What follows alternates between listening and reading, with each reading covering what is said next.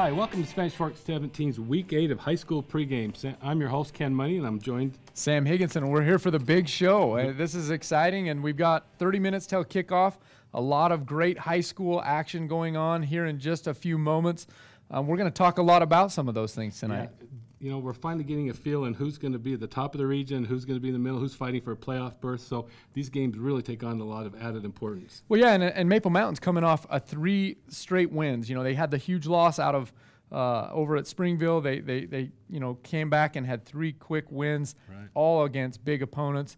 Spanish Fork, on the other hand, has lost 3 in a row, and so they are desperate for a win this week, and they're heavily favored this week, so hopefully they'll be able to pull it out, but we got a lot of good action coming up. If people want to watch the game, can't make it tonight, maybe tell us about SpanishFork.org, sfcn.org. There's a little button you can click on there and watch the games live here at Spanish Fork. You can also go to YouTube/Spanish Fork 17, and you can also watch the Spanish Fork game live right here on Channel 17. The Maple Mountain game will not be covered live this week, but we will have it up on the YouTube channel, and you can watch all the highlights and the full game coming up this soon. Very good. So we'll take a quick break, and when we come back, we're going to break down the Maple Mountain game, which is 27 minutes from kickoff. We'll talk more about that right after this break.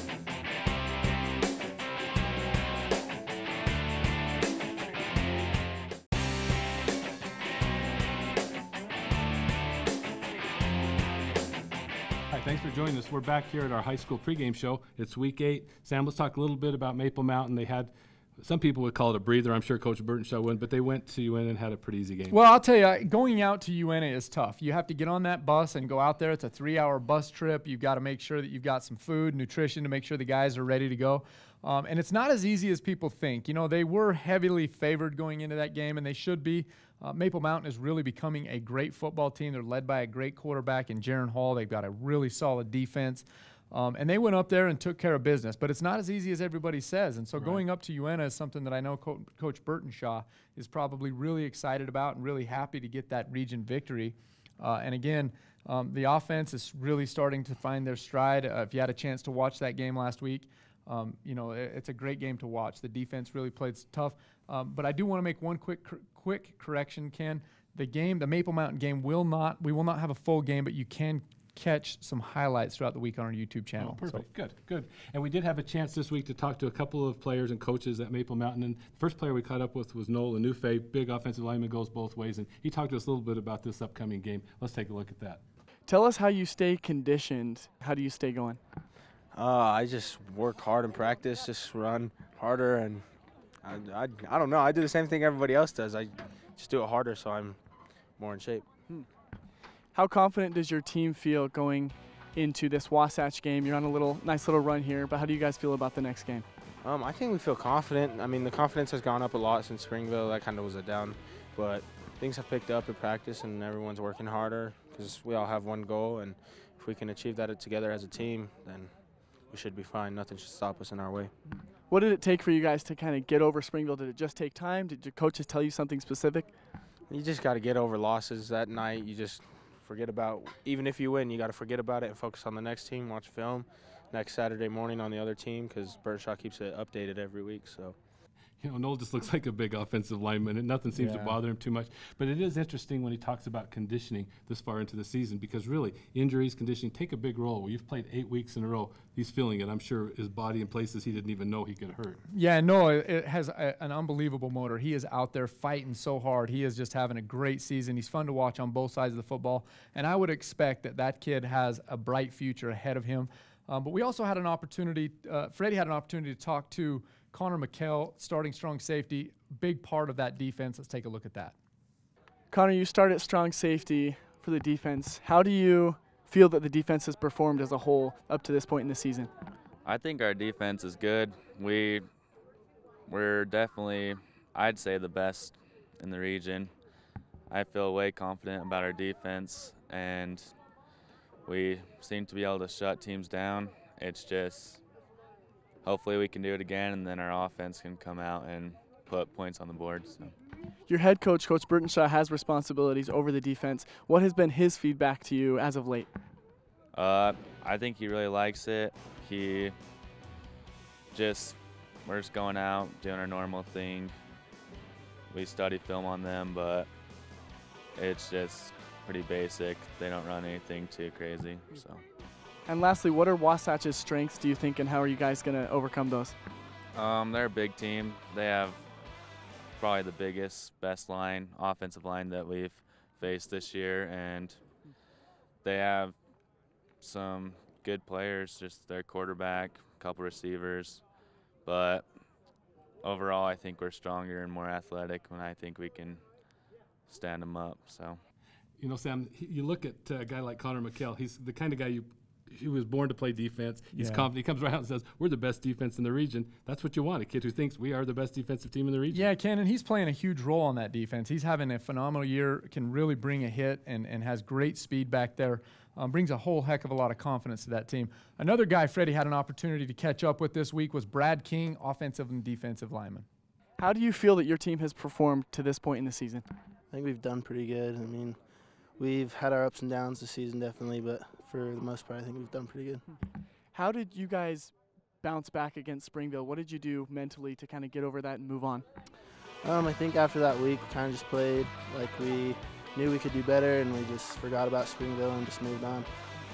You guys are now on a 3-game win streak, looking for 4 in a row.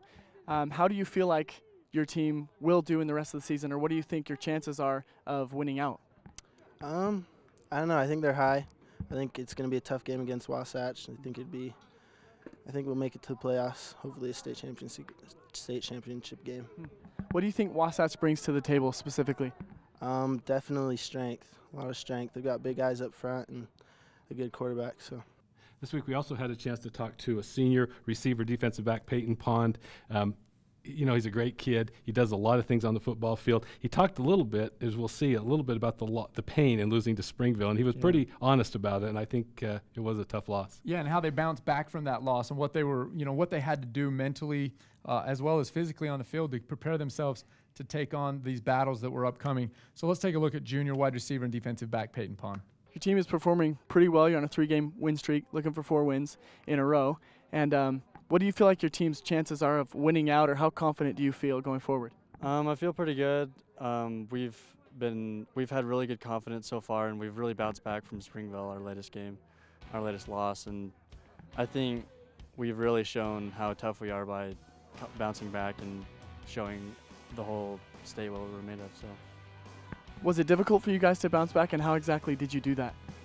Yeah, it was a tough loss, and it really wasn't any fun, but it hurt, but bouncing back was a good thing for us, and it really helped us move forward, and we just were able to push through and move on. So, as a wide receiver, it seems like it's pretty important to have good chemistry with your quarterback. What's your relationship like with Jaron on and off the field? During school, we'll just screw around and just kind of joke around with each other, and on the field too, like whether on the scout team or not, there's just always that little kind of argument between us, that just kind of little sarcasm that drives both of us, so it's good. When he gets mad at you, if he ever gets mad at you, does he stop throwing the ball to you? Does that ever happen? Yeah, he'll punish you every once in a while, and so it happens, but you just got to work your way back to that trust. So. Peyton has played an integral role. He played on both the defensive side and the offensive side. And I have a feeling that, as a former wide receiver, I know that I brought my lunch money and gave it to my quarterback, because it always helps when you keep that guy happy, as Peyton just pointed out. His relationship with Jaron, he said there's a little sarcasm going on. I think there's probably a lot of sarcasm. Yeah, and you have to have that with the quarterback. Absolutely. So for sure. And so we also had a chance to, as always, Coach Burnshall, so good to sit down and talk to us on the, a couple days before the game. So mellow. It's hard to believe. Confident. He doesn't seem like the kind of guy that's going to get a team fired up, but when they come on the field, they're well coached and they're ready to go. And let's hear what Coach Burnshall had to say about this coming week's game.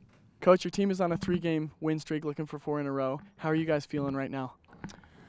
Feeling pretty good. I think the boys have prepared well each week. I think they're doing their assignments well.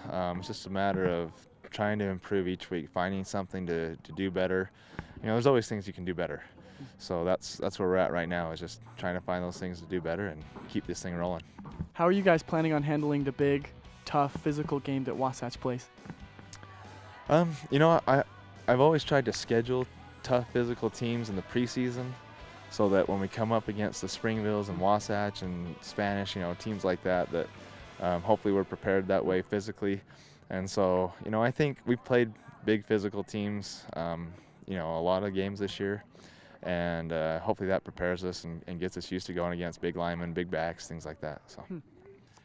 You know, Sam, it's interesting. Two schools of thought when you think about preseason games, and Maple Mountain Coach Burnshaw said they like to play tough preseason games. Some coaches look for, kind of a cream puff, don't really want to break a sweat. And so he thinks they're more prepared for a tough game like they've got this week with Wasatch. Yeah, and I'll tell you what, they doing what they did in the preseason hopefully has prepared them for their matchup this weekend. The Wasatch game is probably the biggest matchup of the entire week, considering who still needs to play who in the region matchup. Now, Ken, as it gets tight, week 8, things get really serious. We're serious sometimes on this show. We're so serious. But Freddie had an opportunity to catch up with some of these guys and talk about some of the fun things that they go through and talk about who the funniest player is on that team.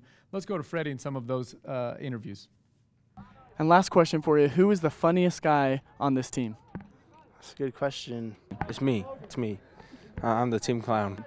Jordan Larson by far. He's just a funny kid. He's just always screwing around and always has that good attitude toward the entire team, so it's fun. Probably Jarrett Boyer. Why do you say that? He's just always got kind of a sense of humor. I mean, he's serious and he takes care of business, but at the same time, he's always good for a laugh, I think. I'd probably say Jordan Larson. Okay. Nolan Newface said it was him, so what do you have to say about that? It's pretty funny, but I think Jordan beats him. He takes second place to Jordan. Okay. Ken, it really is fun to be able to see those kids and to have their coach allow them to have that kind of fun at that school. I think is indicative of the season they've had. I think it's, really playing through, and it's become kind of the culture. They're having fun, but they're also playing some really good football, and they know when it's time to get serious. The funniest guy on the team is going to be the funniest when you've won 3 in a row. Yeah, not exactly. Not so funny if you lost 3 in a row. That's for sure. So, yeah, and they do look like they have a lot of good team chemistry. You can just kind of get a feel from talking to their players, can't you?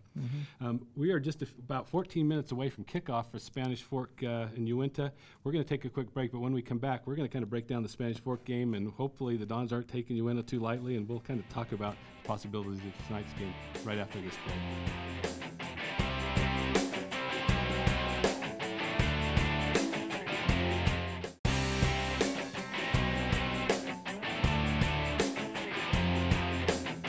Hey, welcome back to the pregame high school show. We're here in week 8. We're about 12, 13 minutes away from kickoff. A lot of exciting things. But before we get all to that Spanish Fork and talking about breaking down that Alta game and getting to this Uinta game, let's talk a little bit about where these varsity players come from and where that development comes from. Spanish Fork has been blessed with a great coach in Coach Chad Buse, and he's had the opportunity to develop the kids at the freshman and sophomore level to prepare them for Friday nights. Let's take a look at this interview. You guys on the sophomore level, you're more in a developmental role. Why don't you tell us a little bit about what your responsibilities are as a sophomore coach trying to help develop the kids so that Coach Smith can take over the next few years for those guys? Yeah, the responsibility that they asked us to take on was to get these young kids, half of them are freshmen, the other half are sophomores, get them ready to play Friday nights under the lights here in the next couple of years. So we've really stressed on fundamentals, just those principles that will help them and allow them to play good, solid football in the next few years. Tell us a little bit about some of the kids on your team. You guys are mixed with freshmen and sophomore. You have a bunch of freshmen, sophomore. Let's talk about that for a second. So I think we've got 16 freshmen and 13 sophomores. So we actually have more freshmen than sophomore. And most of our linemen, the bigger guys, are sophomores, and then a lot of the skill position guys are freshmen. And it's a great group of guys. I've been with the freshman group, most of them since they were in kindergarten, first grade, some of those guys. So I've coached them for years and years and been able to see them grow and mature. It's really been a neat experience. And this is my first year with the sophomore guys, and there's some really, really special guys. So tell us, having said that, the viewers here, they've been watching SF-17 live, watching a lot of games and staying out of the elements and being able to do it right from their couch, which is a great service that Spanish Fork City does. But tell us about maybe some of the names that pop out, anybody that stands out that we might be hearing a lot about on Friday nights in the future. There's some special freshman guys I'll tell you about. Sam Daw, who's our center. He actually may get some reps in the varsity game this week because there's some varsity guys that are hurt. He's really a special kid. Noah Conway, who was our quarterback last year. This year he's our Wildcat quarterback, plays with receiver, plays a little bit of defense. Real talented kid, can play any position. Tyrese Williams is our quarterback. I hate to say names because then I'm leaving somebody out, but there's 3 or 4 really special guys. And our whole offensive line, which is made up of mostly sophomores with the exception of Sam Daw, they're a great group of guys. The best offensive line I've ever coached. Well, it's certainly, this is kind of a minor league system, right, if you will, and you're kind of developing kids and looking for different qualities and different things to prepare them for Friday night. So I'm sure that the differences there are a lot different than what the varsity guys, they're looking for nothing but results, where you guys are in the developmental process. Yeah, that's right. I mean, as coaches, we're still really competitive, and we've got a winning record. We've lost 2 games. We played the Salem JV team, and we lost to them by 2 points, and we lost to Springville. But we've won the rest of our games, so we're real competitive. And the kids, we want to teach them to win and be in the habit of winning. But we are mostly here to develop them and get ready for varsity. Chad Buse, a great guy, great coach, and what a unique situation he's been in coaching those boys since they just barely were old enough to step onto the football field. Well, we're going to find out how that development is happening right now. They got a big game coming up against UNA, really short here. But last week against Alta, let's get into that. Let's talk a little bit about that, some of the injuries that we were faced with, and some of the guys that we're going to be without this week, especially coming off of 3 straight losses. Tough games, tough opponents.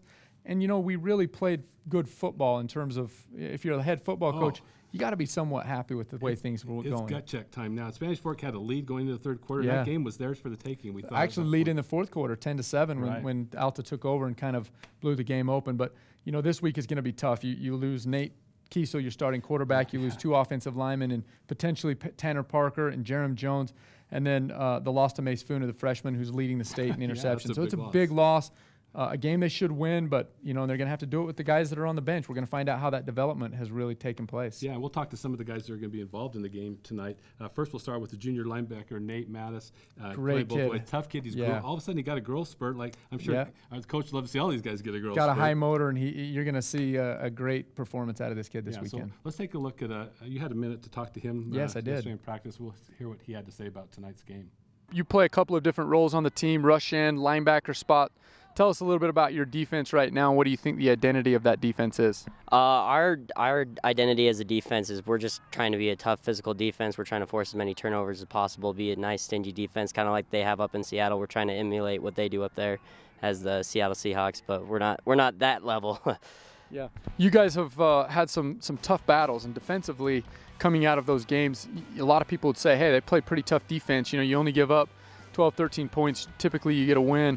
What does that do in terms of the psychology of the defense, the mindset? How do you guys come back out and fight hard the next week? Well, we just think like we gave up a few big plays against Maple Mountain or against Springville, and we say, okay, instead of giving up 14 or 13 points, we're going to give up 7 this week, or we're not going to give up any points.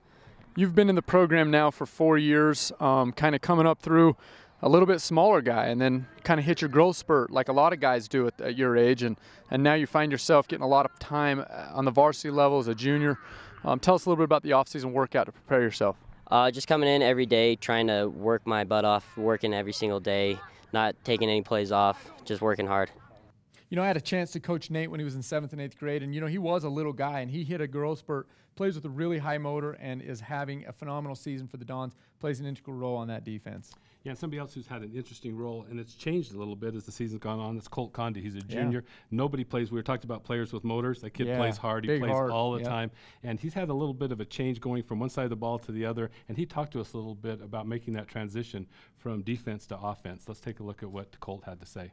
Colton, you've just recently made a change specifically from the defensive side to the offensive side of the ball. Tell us a little bit about that transition. It's going to be a tough adjustment just because what I started off the season doing was playing defense. It's just going to be a tough adjustment coming on the offensive side of the ball. Is it nicer to be able to run a play against a DB that doesn't know where you're going, or is it funner for you to get back there and defend the guy that's running that route against you? I'd probably take going over defense, just because it's what I'm more comfortable doing. So I'd probably go on the defensive side with that one.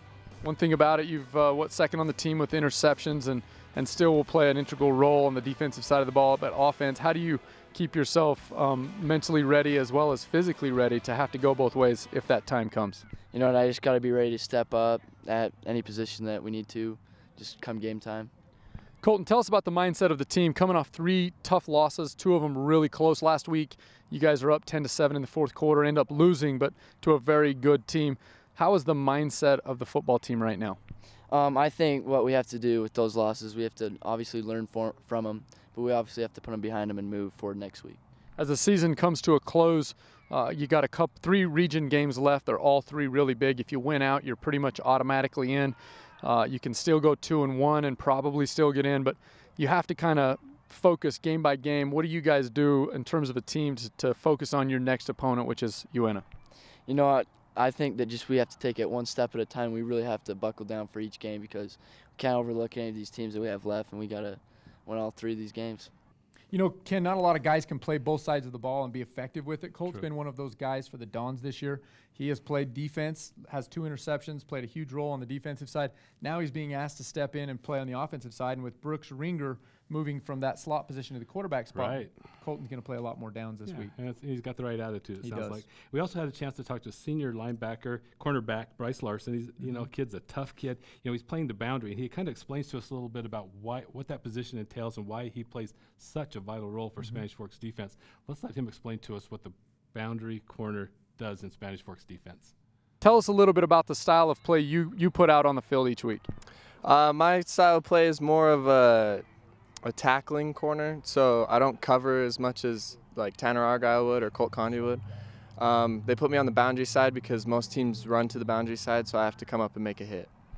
Your defense is playing really solid right now. You guys have had an opportunity to face some really talented offensive teams in Springville, Maple Mountain, and Alta in consecutive weeks. How do you guys mentally prepare yourself to go into a game this weekend of an opponent that's probably going to be heavily you guys are going to be the heavy favorites? How do you guys mentally prepare yourself going into this? Well, you just got to think that in any game, anything can happen, and so you just got to get back in the film room and do work that week. All right, well, Bryce, you guys have got a big game coming up this weekend. What can we expect to see from the defense? What style of offense does UNA run, and what can we expect to see from the defense? UNA runs a lot of the same offense as Alta did, and so we just kind of went back over that counter play. They also throw in some screens, running back screen, and also wide receiver screens. And so we just got to be prepared again. Just got to go out and play as hard as we can. You guys have a win-all mentality right now. You guys are in a must-win situation. You got to win out to give yourself a good opportunity for seeding in the state tournament. Are you guys ready and focused to do that? Yes, we are. You know, we talked a little bit about the developmental side of things from Coach Buse. Bryce Larson's been one of those guys. He's developed from a freshman to the senior, and he's now starting varsity as a senior, doing a really good job for the Dons. Yeah, you know, and as you watch these Spanish Fork guys, you get a feel they're confident. They're a confident bunch. They've 3 tough losses, but they're ready to go. Yeah. And so, you know, and speaking of ready to go, we're 3 minutes till kickoff. So we'll take a quick break. When we come back, we'll kind of wrap things up and get ready for a kickoff of a very exciting Spanish Fork home football game. We'll be right back after these words.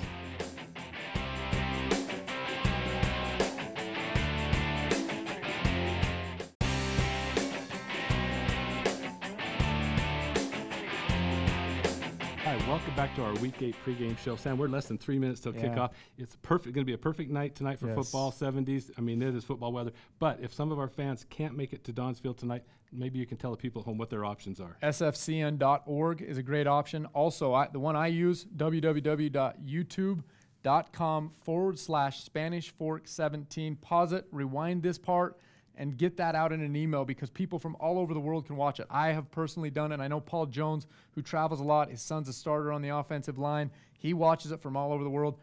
This is a great opportunity. You can also watch it here live on Channel 17 for the Spanish Fork game. And then the Maple Mountain game, throughout the week, you can be able to come to the YouTube channel and catch all the highlights from the Wasatch game. So really, there's no excuse. No excuse. Come down, get some kettle corn, stay home, watch the game, whatever. But we're excited. We're just down to 2 minutes till kickoff. But Spanish Fork, you know, they're huge games for tonight. Wasatch Maple Mountain is a really big game, and it's going to have a lot to do with seeding. You also have the Spanish Fork UNA game. Spanish Fork is in a must-win situation. Yeah, and Spanish Fork probably at least a 4-touchdown favorite. So, you know, the things should go well for the Dons. But we'll come back at halftime. We'll talk about the first half. We'll break it down. Yeah. So thanks for joining us tonight. Get ready for the kickoff. Call your friends. Call your neighbors. Let them know that the game's ready to kick off. And we'll see you at halftime. Thanks for joining us tonight.